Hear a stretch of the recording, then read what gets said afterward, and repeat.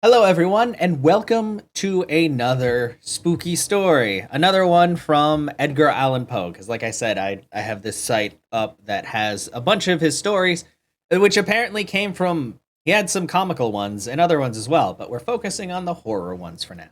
And I know this shirt, it probably doesn't scream horror, but let's not worry about that right now. For now, we're going to start in on this story called The Black Cat. For the most wild yet most homely narrative which I'm about to pen, I neither expect nor solicit belief.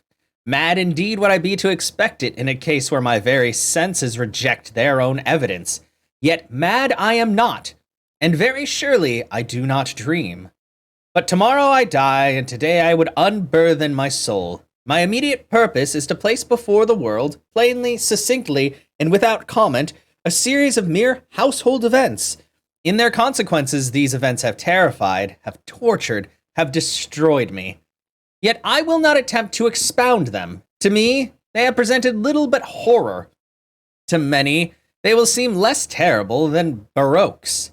Hereafter, perhaps, some intellect may be found which will reduce my phantasm to the commonplace, some intellect more calm, more logical, and far less excitable than my own, which will perceive, in the circumstances I detail with awe, nothing more than an ordinary succession of very natural causes and effects. From my infancy I was noted for the docility and humanity of my disposition. My tenderness of heart was even so conspicuous as to make me the jest of my companions. I was especially fond of animals and was indulged by my parents with a great variety of pets. With these I spent most of my time and never was so happy as when feeding and caressing them. This peculiarity of character grew with my growth, and in my manhood I derived from it one of my principal sources of pleasure. To those who have cherished an affection for a faithful and sagacious dog, I need hardly be at the trouble of explaining the nature, intensity of the gratification thus derivable. There is something in the unselfish and self-sacrificing love of a brute which goes directly to the heart of him who has had frequent occasion to test the paltry friendship and gossamer fidelity of mere man. I married early and was happy to find my wife a disposition not uncongenial with my own. Observing my partiality for domestic pets, she lost no opportunity of procuring those of the most agreeable kind. We had birds, goldfish, a fine dog, rabbits, a small monkey, and a cat. Why did you... a monkey? Okay. The latter was remarkably large and beautiful animal, entirely black and sagacious to an astounding degree. In speaking of his intelligence, my wife, who was at heart was not a little tinctured with superstition, made frequent allusion to the ancient popular notion, which regarded all black cats as witches in disguise. Not that she was ever serious upon this point, and I mention the matter at all for no better reason than that it happens just now to be remembered. Pluto, this was the cat's name, was my favorite pet and playmate. I alone fed him, and he attended me whenever I went about the house. It was even with difficulty that I could prevent him from following me through the streets. Our friendship lasted in this manner for several years, during which my general temperament and character, though the instrumentality of the fiend intemperance had, I blush to confess it, experienced a radical alteration for the worse. I grew, day by day, more moody and more irritable, more regardless of my feelings of others. I suffered myself to use intemperate language to my wife. At length, I even offered her personal violence. Wow, that's a huge shift in character. My pets, of course, were made to feel the change in my disposition. I not only neglected, but ill-used them. For Pluto, however, I still retained sufficient regard to restrain me from maltreating him, as I made no scruple of maltreating the rabbits, the monkey, or even the dog, when by accident, or through affection, they came in my way. Oh. Oh, God. But my disease grew upon me, for what disease is like alcohol? And at length even Pluto, who was now becoming old, and consequently somewhat peevish, even Pluto began to experience the effects of my ill temper. One night, returning home much intoxicated from one of my haunts about town, I fancied that the cat avoided my presence. I seized him when, in his fright at my violence, he inflicted a slight wound upon my hand with his teeth. The fury of a demon instantly possessed me. I knew myself no longer. My original soul seemed at once to take its flight from my body, and a more than fiendish malevolence, gin-nurtured, thrilled every fiber of my frame. I took from my waistcoat pocket a penknife, opened it, and grasped the poor beast by the throat, and deliberately cut one of its eyes from its socket. Oh, this got crazy. I blush, I burn, I shudder while I pen the damnable atrocity. Yeah, that's terrible. When reason returned with the morning, when I had slept off the fumes of the night's debauch, I experienced a sentiment half of horror, half of remorse for the crime of which I had been guilty, but it was at best a feeble and equivocal feeling, and the soul remained untouched. I again plunged into excess, and soon drowned in wine all memory of the deed. Ew. In the meantime, the cat slowly recovered. The socket of the lost eye presented, it is true, a frightful appearance, but he no longer appeared to suffer any pain. He went about the house as usual, but, as might be expected, fled in extreme terror at my approach. I had so much of my old heart left as to be at first grieved by this evident dislike on the part of a creature which had once so loved me, but this feeling soon gave place to irritation, and then came, as if to my final and irrevocable overthrow, the spirit of perverseness.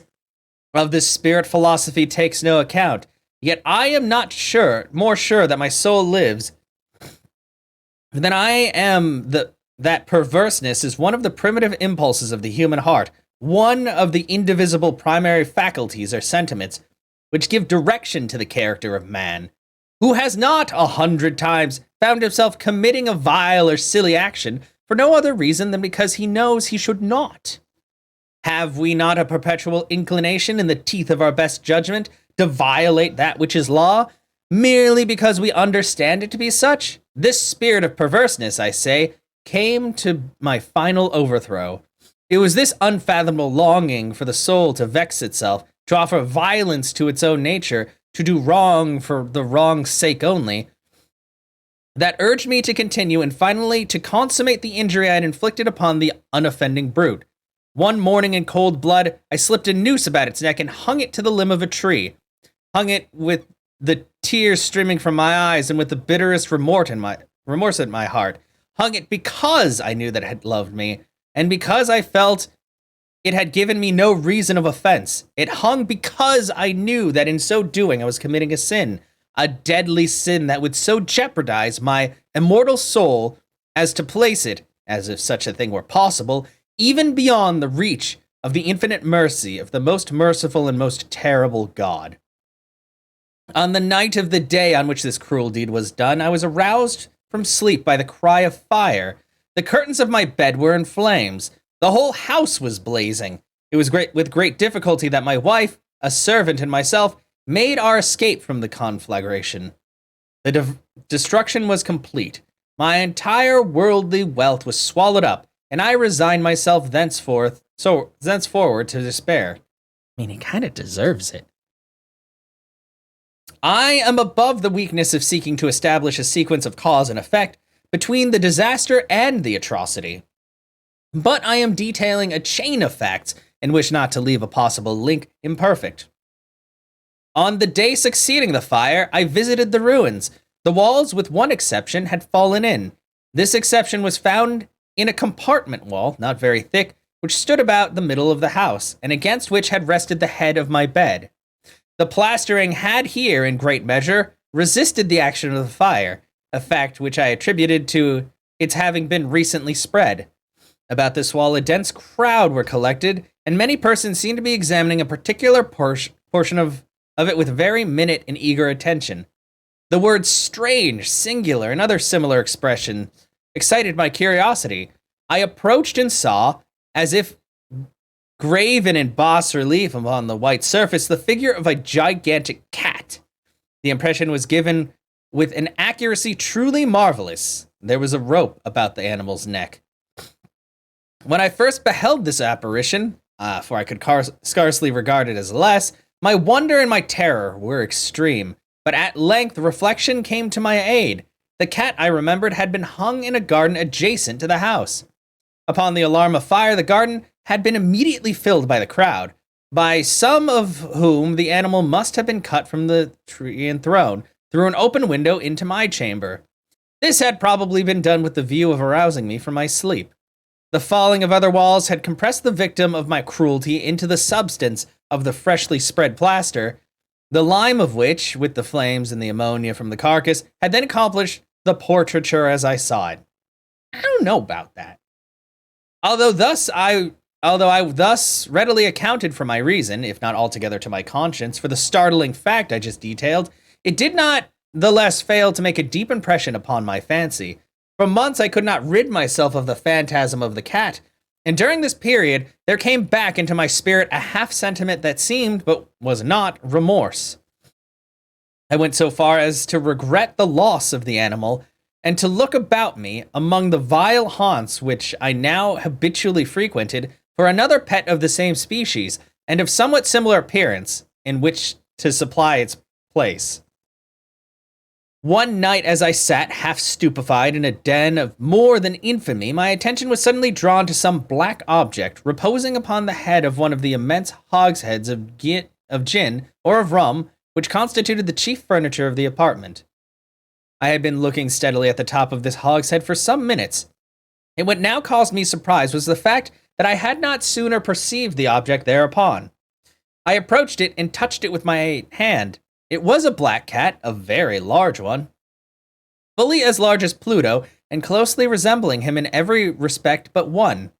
Pluto had not a white hair upon any portion of his body, but this cat had a large, although indefinite splotch of white, covering nearly the whole region of the breast.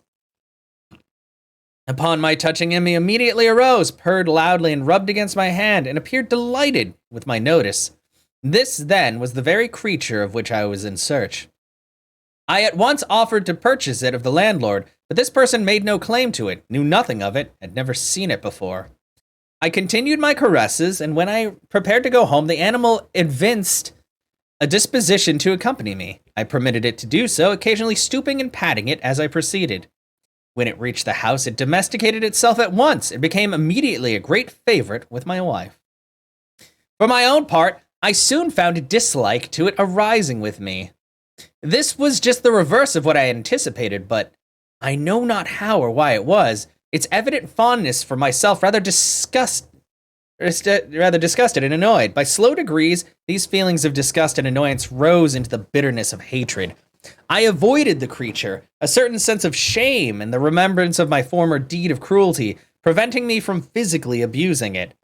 I did not, for some weeks, strike, or otherwise violently ill-use it, but gradually, very gradually, I came to look upon it with unutterable loathing, and to flee silently from its odious presence, as from the breath of a pestilence. What added, no doubt, to my hatred of the beast was the discovery, on the morning after I brought it home, that, like Pluto, it also had been deprived of one of its eyes. This circumstance, however, only endeared it to my wife, who, as I have already said, possessed in a high degree the humanity of feeling which had once been my distinguishing trait and the source of many of my simplest and purest pleasures. With my aversion to this cat, however, its partiality for myself seemed to increase. It followed my footsteps with a pertinacity which would be difficult to make the reader comprehend. Whenever I sat, it would crouch beneath my chair or spring upon my knees, covering me with its loathsome caress. If I arose to walk, it would get between my feet and thus nearly throw me down, or fastening its long, sharp claws into my dress, clamber in this manner to my breast. At such times, although I longed to destroy it with a blow, I was yet withheld from doing, partly by memory of my former crime, but chiefly, let me confess it at once, my absolute dread of the beast. This dread was not exactly a dread of physical evil, and yet I should be at a loss how otherwise to define it. I am almost ashamed to own, yes, even in this felon's cell, I am almost ashamed to own, that the terror and horror with which the animal inspired me had been heightened by one of the merest chimeras it would be possible to conceive. My wife had called my attention more than once to the character of the mark of white hair, of which I have spoken, and which constituted the sole visible difference between the strange beast and the one I had destroyed. The reader will remember that this mark, although large, had been originally very indefinite, but by slow degrees nearly imperceptible, and which for a long time my reason struggled to reject as fanciful, it had at length assumed a rigorous distinctness of outline. It was now the representation of an object that I shudder to name. And for this, above all, I loathed and dreaded and would have rid myself of the monster had I dared. It was, now I say, the image of a ghastly thing, of the gallows. Oh, mournful and terrible engine of horror and crime, of agony and death. And now was I indeed wretched beyond the wretchedness of mere humanity, and a brute beast whose fellow I had contemptuously destroyed, a brute beast to work out for me, a man fashioned in the image of the high God. Man, that sounds, So much of insufferable woe. Alas, neither by day nor by night I knew the blessing of rest anymore. During the former, the creature left me no moment alone, and in the latter I started hourly from dreams of unutterable fear to find the hot breath of the thing upon my face and its vast weight, an incarnate nightmare that I had no power to shake off, incumbent eternally upon my heart. Beneath the pressure of torments such as these, the feeble remnant of the good within me succumbed. Evil thoughts became my sole intimates. The darkest and most evil thoughts, the moodiness of my usual temper increased to hatred of all things and all of mankind, while, from the sudden, frequent, and ungovernable outbursts of a fury which I now blindly abandoned myself, my uncomplaining wife, alas, was the most usual and the most patient of sufferers. Oh. One day she accompanied me upon some household errand into the cellar of the old building which our poverty compelled us to inhabit. The cat followed me down the steep stairs, and nearly throwing me headlong, exasperated me to madness, uplifting an axe and forgetting in my wrath the childish dread which had hither stayed my hand. I aimed a blow at the animal, which, of course, would have proved instantly fatal had it descended as I wished. But this blow was arrested by the hands of my wife, goaded by the interference into a rage more than demoniacal. I withdrew my arm from her grasp and buried the axe in her brain. She fell dead upon the spot, without a groan. This hideous murder accomplished, I set myself forthwith, and with entire deliberation, to the task of concealing the body. I knew that I could not remove it from the house, either by day or by night, without the risk of being observed by the neighbors. Many projects entered my mind. At one period, I thought of cutting the corpse into minute fragments and destroying them by fire. At another, I resolved to dig a grave for it in the floor of the cellar. Again, I deliberated about casting it into the well in the yard, about packing it in a box, as if merchandise, with the usual arrangements, and so getting a porter to take it from the house. Finally, I hit upon what I considered a far better expedient than either of these. I determined to wall it up in the cellar, as the monks of the Middle Ages are recorded to have walled up their victims. For a purpose such as this, the cellar was well adapted. The walls were loosely constructed, and had lately been plastered throughout with rough plasters, which the dampness of the atmosphere had prevented from hardening. Moreover, in one of the walls was a projection caused by a false chimney or fireplace that had been filled up, and made to resemble the rest of the cellar. I made no doubt that I could readily displace the bricks at this point, insert the corpse, and wall up the hole as before, wall the hole up as before, so that no eye could detect anything suspicious. And in this calculation I was not deceived. By means of crowbar, I easily dislodged the bricks, and having carefully deposited the body against the inner wall, I propped it in that position, while, with little trouble, I relaid the whole structure as it originally stood. Having procured mortar, sand, and hair with every possible precaution, I prepared a plaster which could not be distinguished from the old, and with this I carefully went over the new brickwork. When I finished, I felt satisfied that all was right. The wall did not present the slightest appearance of having been disturbed. The rubbish on the floor was picked up with the minutest care. I looked around triumphantly and said to myself, "Here, at least, then my labor has not been in vain." My next step was to look for the beast which had been the cause of so much wretchedness. for I had at length firmly resolved to put it to death. Had I been able to meet with it at the moment, there could have been no doubt of its fate, but it appeared that the crafty animal had been alarmed at the violence of my previous anger and forbore to present itself in my present mood. It is impossible to describe or to imagine the blissful sense of relief which the absence of the detested creature occasioned in my bosom. It did not make its appearance during the night, and thus for one night at least, since its introduction to the house, I soundly and tranquilly slept. I slept even with the burden of murder upon my soul. The second and third day passed, and still my tormentor came not. Once again I breathed as a freeman. The monster in terror had fled the premises forever. I should behold it no more. My happiness was supreme. The guilt of my dark deed disturbed me but little. Some few inquiries had been made, but these had been readily answered. Even a search had been instituted, but of course nothing was to be discovered. I looked upon my future felicity as secured. Upon the fourth day of the assassination, a party of the police came, very unexpectedly, into the house, and proceeded again to make rigorous investigation of the premises. Secure, however, in the inscrutability of my place of concealment, I felt no embarrassment whatever. The officers bade me accompany them in their search. They left no nook or corner unexplored. At length, for the third or fourth time, they descended into the cellar. I quivered not in a muscle. My heart beat calmly as that of one who slumbers in innocence. I walked the cellar from end to end. I folded my arms upon my bosom and roamed easily to and fro. The police were thoroughly satisfied and prepared to depart. The glee at my heart was too strong to be retained. I burned to say if but one word by way of triumph, and to render doubly sure their assurance of my guiltlessness. "Gentlemen," I said at last, as the party ascended the steps, "I delight to have allayed your suspicions. I wish you all health and a little more courtesy. By the by, gentlemen, this is a very well-constructed house." In the rabid desire to say something easily, I scarcely knew what I uttered at all. "I may say an excellently well-constructed house. These walls—" "Are you going, gentlemen? These walls are solidly put together."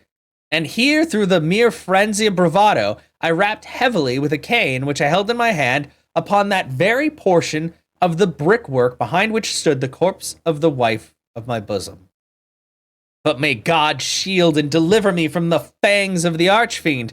No sooner had the reverberation of my blow sunk into silence than I was answered by a voice from within the tomb, by a cry at first muffled and broken, like the sobbing of a child, and then quickly swelling into one long, loud, and continuous scream, utterly anomalous and inhuman, a howl, a wailing shriek, half of horror and half of triumph, such as might have arisen only out of hell, conjointly from the throats of the damned in their agony, and of the demons that exult in the damnation.